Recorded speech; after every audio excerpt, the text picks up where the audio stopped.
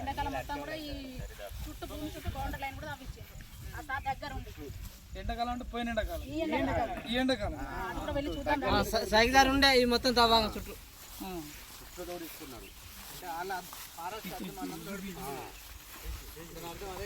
నరికిన ఇవే కదా అన్నట్టు పడేసి పెద్ద పెద్ద చెట్లు ఏం లేకుండా దగ్గర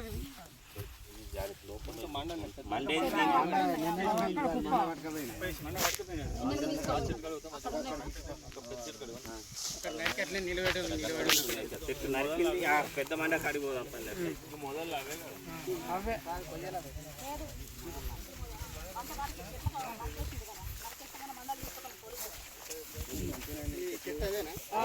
అన్నీ అయ్యే మొదలు. ఎన్ని చెట్లు వేసి 150 చెట్లు 4 ఎకరాలు 4.5 ఉంటుంది సార్. ఇది ఉంటాయి 4.5 ఉంటాయి. గిక్కరండి గిక్కరండి. ఈ చెట్లు కూడా ఇక్కడ మధ్య నుంచి బట్టి ఈ కొమ్మ ఉన్నది. ఇక్కడ కొట్టిండు, ఇక్కడ ఉన్నది.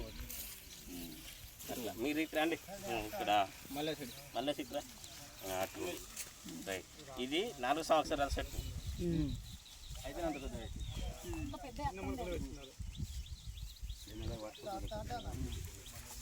బాగా పెద్దగా ఉందా చెట్లు.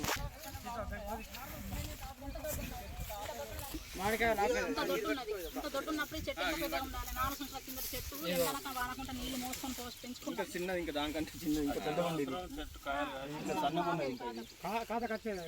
విరగొట్టిన చెట్టు, ఇంత పెద్ద చెట్టు విరగొట్టి నరికి గుడ్డలతో నరికి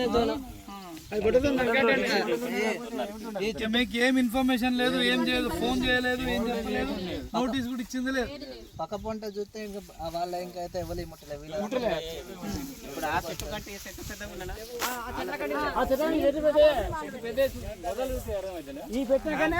అడుగుతున్నా అంటే అవికి అట్లా కూడా చెట్టు కాడ నుంచి సర్వే జరిగింది. ఈ చెట్టు కాడ నుంచి మొత్తం ల్యాండ్ అంతా సర్వే జరిగింది. ఇప్పుడు జరిగింది సర్వే 2022లో. అప్పటికి ఇంకా ఇందులో చెట్లు ఉన్నాయి. శ్రీనివాస్ సార్ అది సర్వే తీసుకొని వెళ్ళిండ్రు. అయితే ఈ హద్దు నుంచి ఎవరో ఎస్టీ వాళ్ళు వచ్చి నరికిండ్రు. అంటే మా పక్కన వాళ్ళు కలుపుకుందాం అన్నట్టు నరికిండ్రు.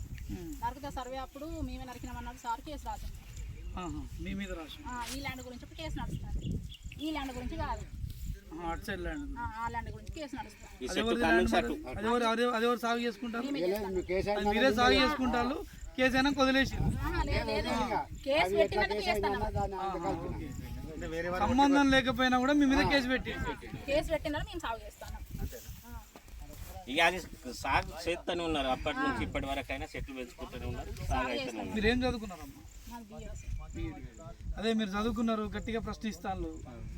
అలా కోపం ప్రశ్నించినా ఎవరు సమాధానం ఇవ్వట్లేదు కదా సార్. అదే మీ మీద కోపం తీర్చుకోవడం కారణం అదే.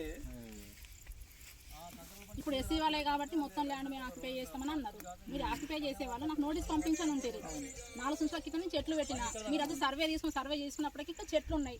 అప్పుడు ఏం చేసింది మీరు? అప్పుడు మీరు తీసేయని ఉంటుంది.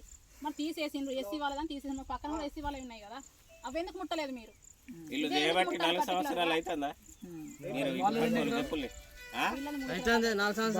రండి మీరు ఒకసారి, స్థానికులు ఇక్కడ ఉన్న చుట్టుపక్కల ఉన్న చేయబట్టి ఎన్ని సంవత్సరాలు అబద్ధం చెప్పకుండా నిజమే చెప్తలేదు.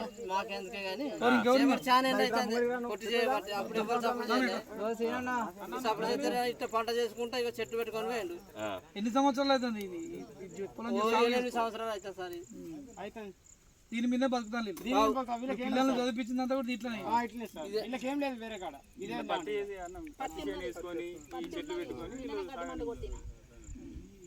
ఏ ఇన్ఫర్మేషన్ లేదు అన్నట్టయితే లేదు ఆ రోజు. అందుకే నీకు ఫోన్ చేసి చెప్పినాం, ఇది మా రాష్ట్ర పార్టీ దృష్టికి తీసుకెళ్తాం.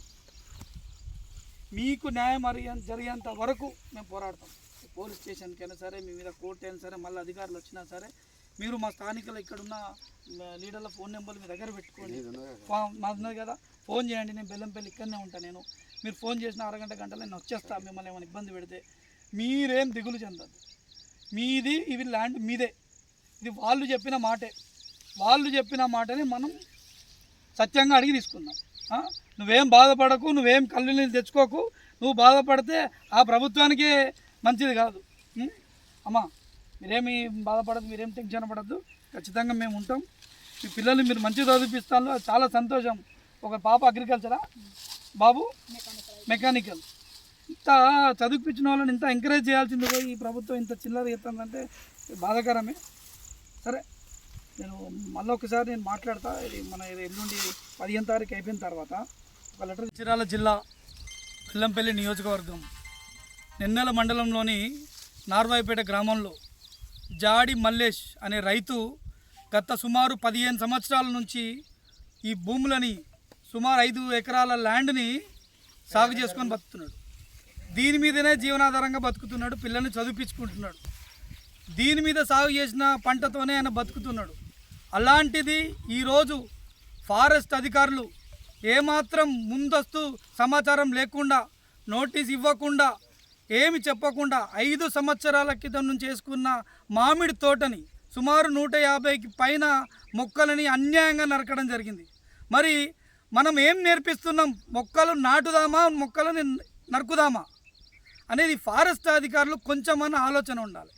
అంటే ఈ భూమిని 15 సంవత్సరాల నుంచి సాగు చేసుకుంటున్న భూమిని ఏదైతే కాంగ్రెస్ ప్రభుత్వం, ఇప్పుడున్న కాంగ్రెస్ ప్రభుత్వం ఇంతకుముందు చెప్పింది ఏంటంటే ఈ ఎస్సీ ఎస్టీకి సంబంధించిన సాగు చేసుకునే భూమిని వాళ్ళ సొంతం అని చెప్పడం జరిగింది.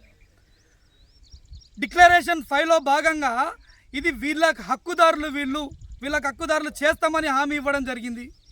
మరి ఈ కాంగ్రెస్ ప్రభుత్వంలో ఉన్న మంత్రి సీతక్క గారు ఒకసారి అసెంబ్లీలో మాట్లాడుతూ ఏదైతే అప్పుడు బీఆర్ఎస్ ప్రభుత్వం ఉండే అప్పుడు ఏదైతే వీళ్ళు సాగు చేసుకునే భూమి దగ్గరికి ప్రభుత్వ అధికారులు వెళ్ళొద్దు, వాళ్ళని ఇబ్బంది పెట్టొద్దని అసెంబ్లీలో మాట్లాడడం జరిగింది.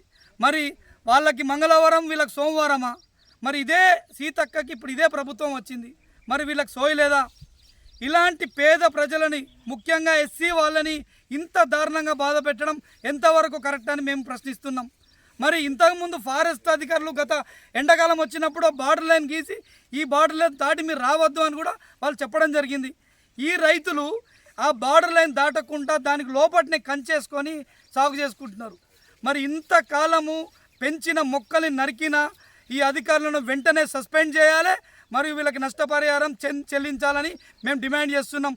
ఖచ్చితంగా వీళ్ళకి అండగా మేము భారతీయ జనతా పార్టీ ఉంటుంది. మేమందరం కలిసి పోరాడతాం. ఏదైతే రైతులకి సంబంధించిన సాగు చేసుకున్న భూమి ఏదైతే ఉందో ఖచ్చితంగా వాళ్ళకి చెందాలి, వాళ్ళు బ్రతకాలి. రైతే రాజు అని మనం మాట్లాడుతున్నాం. నరేంద్ర మోదీ గారు రైతు చట్టాన్ని తీసుకొస్తే ఈ కాంగ్రెస్ ప్రభుత్వమే దాన్ని అడ్డుకున్నది. సిగ్గు శరం ఉండాలి ఈ ప్రభుత్వానికి కొంచెమన్నా. ఇక్కడున్న ఎమ్మెల్యే ఇప్పటి వరకు వచ్చి వీళ్ళని పరామర్శించాలి. మరి ఓట్లేసి గెలిపించిన ఎమ్మెల్యే ఇప్పటిదాకా సోయలేదు. మరి వీళ్ళు దళితులే, ఆ ఎమ్మెల్యే దళితులే. మరి దళితులు సోయలేదా నీకు? మీకు దళితులకు ఇబ్బందులు ఉన్నదంటే నువ్వు రావా, నువ్వు ఆలోచించావా అని మేము ప్రశ్నిస్తున్నాం. ఇప్పటికైనా ఎమ్మెల్యే వినోద్ గారు మీరు రండి, ఇక్కడ పరిస్థితులను చూడండి, ఖచ్చితంగా వీళ్ళకి న్యాయం చేయాలని చెప్పేసి మేము అడుగుతున్నాం. న్యాయం చేయకపోతే నిన్ను బెల్లంపల్లి నియోజకవర్గాల్లో తిరగనీయం. ఎవరైతే అధికారులు ఉన్నారో వాళ్ళ మీద వెంటనే చర్య తీసుకోవాలి, వీళ్ళకి నష్టపరిహారం చెల్లించాలి. ఏవైతే మొక్కలు ఉన్నాయో 150 మొక్కల పైన నరికి వేయడం జరిగింది. ఆ 150 మొక్కల పైన ఎలాంటి వీళ్ళు ఎంత ఖర్చు అయిందో ఆ ఖర్చుతో పాటు సాగొచ్చిన తర్వాత జరిగే నష్టాన్ని మొత్తం ప్రభుత్వం భరించాలని ఈ సందర్భంగా మేము డిమాండ్ చేస్తున్నాం. 3 నిమిషాలు వచ్చి